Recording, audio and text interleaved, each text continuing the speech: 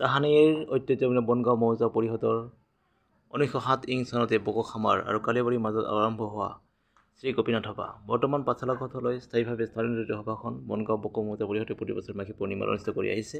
আজি 118 সংখ্যক সভাখন সম্পূৰ্ণ স্বকীয় পৰম্পৰা অক্ষুণ্ণ ৰাখি কামসমূহ কৰা হৈছে বুলি পৰিষদৰ সভাপতি নৃপেন্দ্ৰ ভাদেৱে জনায়। উল্লেখ্য যে ডাঙৰমাৰীৰ নিচিনাগোসাঁনী তালৈ নি পূজা কৰাৰ পৰম্পৰা চলি আহিছে।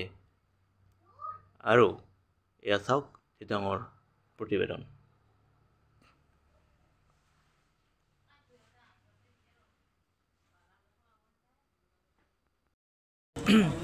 আচ্ছা, আজি আমাৰ শ্ৰী শ্ৰী গোপীনাথ সভাৰ মহাআয়োজন চলিছে।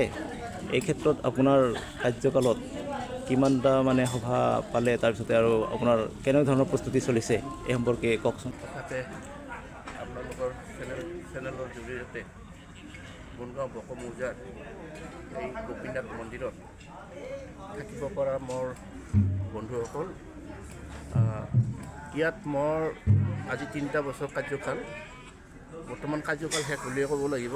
মোৰ পৰ্ব বুলি ক'লে আমাৰ বনগাঁও বকো মৌজাৰ 3টা পৰ্ব থাকে।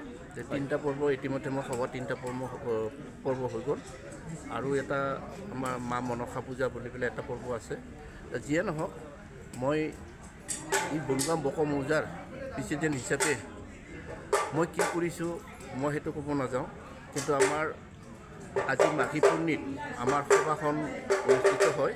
আৰু এই সভাখন চলাই নিয়াত অকল সভাপতিয়ে নহয়, গোটেই সমগ্ৰ আমাৰ বনগাঁও বকো মৌজাৰ বিষয়ববীয়া আৰু লগতে প্ৰতিখন তালুকৰ পৰা অহা এই আমাৰ যিখিনি সভাপতি ছেক্ৰেটাৰী সমক্ষে যিখিনি মোক সহায় সহযোগ কৰিছে তেওঁলোকে মোৰ ধন্যবাদ।